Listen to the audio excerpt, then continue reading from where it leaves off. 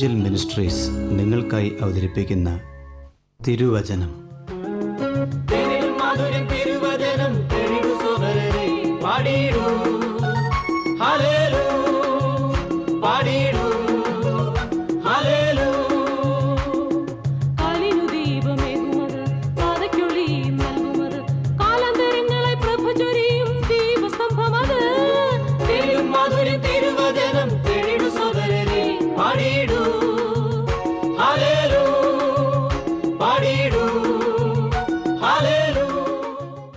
ഇന്ന് നമ്മോട് ദൈവവചനത്തിൽ നിന്ന് സംസാരിക്കുന്നത് Suviseshakan James M Thomas Nedumbassery. പ്രാർത്ഥനയോടെ ശ്രദ്ധിച്ചാലും. ശമൂവേലിന്റെ 1-ാം പുസ്തകം 4-ാം അധ്യായത്തിലൂടെയുള്ള ആത്മീയ യാത്ര നാം തുടരുകയാണ്. അങ്ങ് ശ്രദ്ധിക്കുന്നത് ഇവാഞ്ചൽ മിനിസ്ട്രീസ് ക്രമീകരിക്കുന്ന തിരുവചനം എന്ന വചന പഠന പരമ്പരയാണ്. ശമൂവേലിന്റെ 1-ാം പുസ്തകത്തെ അധികരിച്ചുള്ള 50-ാമത്തെ എപ്പിസോഡിലേക്ക് വിനയപൂർവ്വം സ്വാഗതം ചെയ്യുന്നു. ശമൂവേലിന്റെ 1-ാം പുസ്തകം 4-ാം അധ്യായം 10 മുതൽ 22 വരെയുള്ള വാക്യങ്ങളിൽ വളരെ ദുഃഖകരമായ സംഭവങ്ങളാണ് അരങ്ങേറുന്നത്. അതിൻ്റെ കാരണം എന്താണ്? സ്വർഗത്തിലെ ദൈവത്തെ അന്വേഷിക്കേണ്ടതിന് പകരം ജീവിതത്തിൽ പുറമെയുള്ള കാര്യങ്ങളിൽ ഇസ്രായേൽ ജനം ആശ്രയിച്ചു എന്നുള്ളതാണ്. തന്നെയുമല്ല, പുരോഹിതന്മാരായ ഹൊഫ്നിയും ഫിനെഹാസും ദൈവസന്നിധിയിൽ ചെയ്ത മ്ലേച്ഛതയുടെ കാര്യങ്ങൾ, വഷളത്തരത്തിൻ്റെ ജീവിതങ്ങൾ, ദൈവത്തോട് ഏറ്റവും അവിശ്വസ്തരായി തീർന്നതിൻ്റെ കാര്യങ്ങളൊക്കെ നാം തിരുവചനത്തിൽ കാണുന്നുണ്ട്. ഇതെല്ലാം ഇസ്രായേലിൻ്റെ പാപമായിട്ട് പരിണമിച്ചപ്പോൾ ഒഴിവാക്കുവാൻ കഴിയാത്ത ന്യായവിധിയിലേക്ക് അവർ കടക്കുന്ന ചരിത്രമാണ് 10 മുതൽ 22 വാക്യങ്ങളിൽ 4-ാം അധ്യായം ശമൂവേലിന്റെ 1-ാം പുസ്തകത്തിൽ നാം കാണുന്നത്. ഇത് നമ്മുടെ ആത്മീയ മുന്നറിയിപ്പായി, നമ്മുടെ ജീവിതങ്ങളെ ക്രമപ്പെടുത്തുവാനുള്ള മാർഗമായി ഭവിക്കട്ടെ എന്ന് പ്രാർത്ഥിക്കുകയാണ്. എന്തൊക്കെയാണ് ദൈവത്തിൻ്റെ ന്യായവിധിയായി നമുക്ക് ഈ അധ്യായത്തിൽ 10 മുതൽ 22 വരെയുള്ള വാക്യങ്ങളിൽ കാണുവാൻ കഴിയുന്നത്?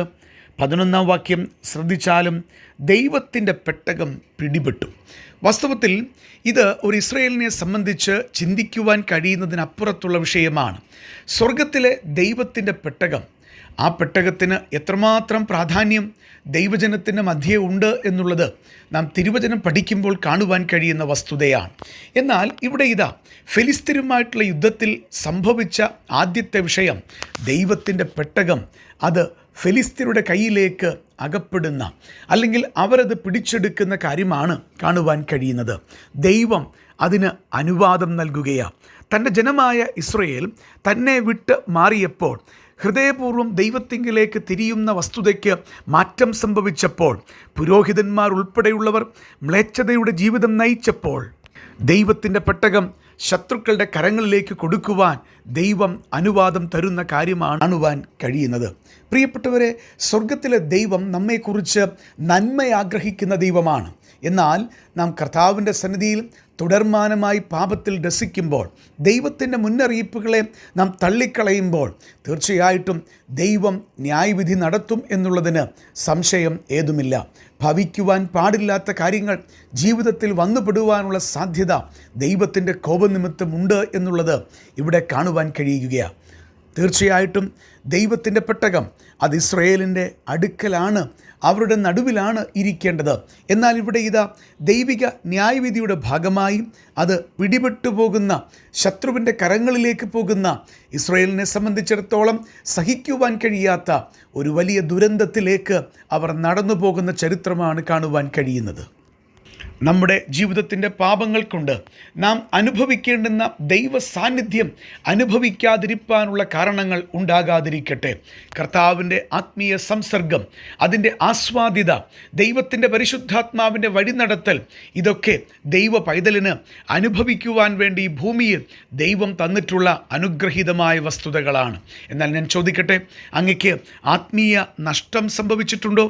അങ്ങയ്ക്ക് അനുഭവിക്കേണ്ടുന്ന ദൈവ സാന്നിധ്യത്തിൻ്റെ മറവിൽ നിന്ന് ചെയ്യേണ്ടുന്ന വസ്തുതകൾക്ക് വീഴ്ച സംഭവിച്ചിട്ടുണ്ടോ? അങ്ങനെയാണെങ്കിൽ കർത്താവല്ല അതിൻ്റെ ഉത്തരവാദി, മറിച്ച് അങ്ങയുടെ ജീവിതത്തിൻ്റെ കുറവുകളാണ്. അത് ഏറ്റുപറഞ്ഞ് തിരികെ കർത്താവിനെ അനുഭവിക്കുന്ന അനുഗ്രഹീതമായ ആത്മീയ ജീവിതത്തിലേക്ക് അങ്ങ് തിരികെ വരുവാൻ ഇടയായിത്തീരണം. പ്രിയപ്പെട്ടവരെ, ചോദിക്കട്ടെ, അങ്ങയുടെ ജീവിതത്തിൽ കർത്താവിനോടുള്ള മാധുര്യം അനുഭവിപ്പാൻ കഴിയുന്നുണ്ടോ? ഒരു വ്യക്തിയുടെ ജീവിതത്തിൽ ഏറ്റവും അനിവാര്യമായത് എന്താണ്? അത് ദൈവത്തോടുള്ള തീർന്നു പോകാത്ത ബന്ധമാണ്. അഥവാ മനുഷ്യ ജീവിതത്തിൽ ആശ്രയമായി, ശരണമായി ദൈവത്തെ അനുഭവിക്കുന്ന ഒരു ഉത്തമ ജീവിതം ദൈവം നമുക്ക് വാഗ്ദത്തം ചെയ്തിട്ടുണ്ട്.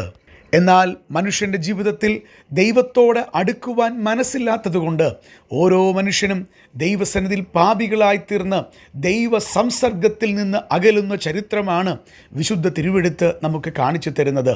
എന്നെ ശ്രദ്ധിക്കുന്ന ഓരോ വ്യക്തികളോടും വളരെ വ്യക്തമായിട്ട് ഒരു ചോദ്യം ഹൃദയത്തോട് ചോദിക്കുവാൻ സ്നേഹത്തോടെ ഞാൻ ആവശ്യപ്പെടുകയാണ്. അങ്ങയുടെ ജീവിതത്തിൽ ദൈവമുണ്ടോ? അങ്ങയുടെ ജീവിതത്തിൽ ദൈവവുമായിട്ടുള്ള കൂട്ടായ്മയും അനുഭവിപ്പാൻ കഴിയുന്നുണ്ടോ? അങ്ങനെയില്ലെങ്കിൽ ലോകത്തിൽ മറ്റെന്തെല്ലാം അങ്ങയ്ക്കുണ്ടെങ്കിലും അങ്ങയ്ക്ക് തൃപ്തനായിത്തീരുവാൻ കഴിയുകയില്ല. അങ്ങയുടെ ആത്മാവിൻ്റെ ദാഹം ശമിപ്പിക്കുവാൻ അങ്ങയ്ക്ക് സ്വതവേ കഴിയുകയില്ല.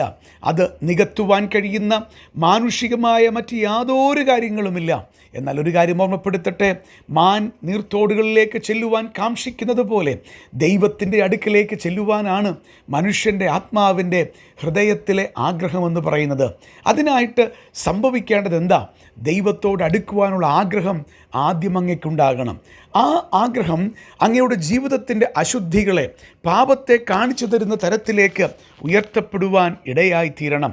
അങ്ങനെ വരുമ്പോൾ അങ്ങയുടെ കഠിനമായ പാപം ക്ഷമിക്കുവാൻ ദൈവമൊരുക്കിയ ഏക രക്ഷാമാർഗമായ യേശുക്രിസ്തുവിനെ കാണുവാൻ കഴിയും എന്നുള്ളത് വിശുദ്ധ വചനത്തിൻ്റെ ഉറപ്പാണ്. പ്രിയപ്പെട്ടവരെ, 20 നൂറ്റാണ്ടുകൾക്ക് പുറകിൽ ദൈവം മനുഷ്യനായിട്ട് ഇറങ്ങി വന്ന് കാൽവരി ക്രൂശിൽ മരിച്ചത് അങ്ങയ്ക്ക് ദൈവത്തോടുള്ള സ്നേഹ സംസർഗം തരാനായിട്ടാണ്. അങ്ങയുടെ തകർന്ന ജീവിതത്തിൽ, അങ്ങയുടെ പരിതാപകരമായ ജീവിതത്തിൻ്റെ സ്ഥിതിയിൽ, അങ്ങയുടെ ജീവിതത്തിൻ്റെ ഏത് ക്ലേശങ്ങൾക്കും മാറ്റം വരുത്തുവാൻ ദൈവത്തിന് മനസ്സുണ്ട്. എന്നാൽ അതിൻ്റെ ആദ്യ ചുവട് കാൽവരി ക്രൂശിൽ ദൈവം ഒരുക്കിയപ്പോൾ അങ്ങയ്ക്കൊരു ഉത്തരവാദിത്തമുണ്ട്.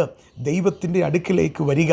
ദൈവത്തിൻ്റെ അടുക്കിലേക്ക് വന്ന് അങ്ങയുടെ പാപജീവിതത്തെക്കുറിച്ച് ദുഃഖിച്ച് ഞാൻ പാപിയാണ് എന്ന് സമ്മതിക്കുക.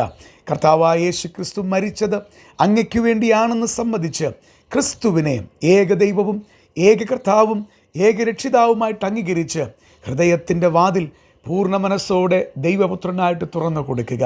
കർത്താവെ, ഞാൻ പാപിയാണെന്നും എൻ്റെ ജീവിതത്തിലേക്ക് അങ്ങ് വരണമെന്നും അങ്ങ് മാത്രമാണ് എൻ്റെ ഏക ദൈവമെന്നും ഏക രക്ഷിതാവെന്നും ഏക കർത്താവെന്നും ഏറ്റുപറയുക. അങ്ങനെ വരുമ്പോൾ അങ്ങേ ഒരു ദൈവ പൈതലാക്കി തീർക്കുവാൻ ദൈവത്തിന് മനസ്സുണ്ട്.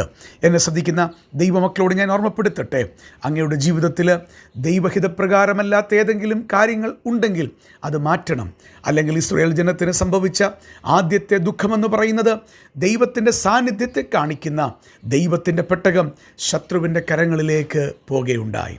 നമ്മുടെ ജീവിതങ്ങളെ പരിശോധിക്കുവാൻ ഈ ചിന്തകളും മുഖാന്തരമാകട്ടെ എന്ന് പ്രാർത്ഥിച്ചുകൊണ്ട് വാക്കുകൾ നിർത്തുന്നു. തമ്പുരാൻ അങ്ങേ അനുഗ്രഹിക്കട്ടെ. ഈ സന്ദേശം ശ്രദ്ധിച്ച എല്ലാ പ്രിയപ്പെട്ടവർക്കും കർത്തൃനാമത്തിൽ നന്ദി.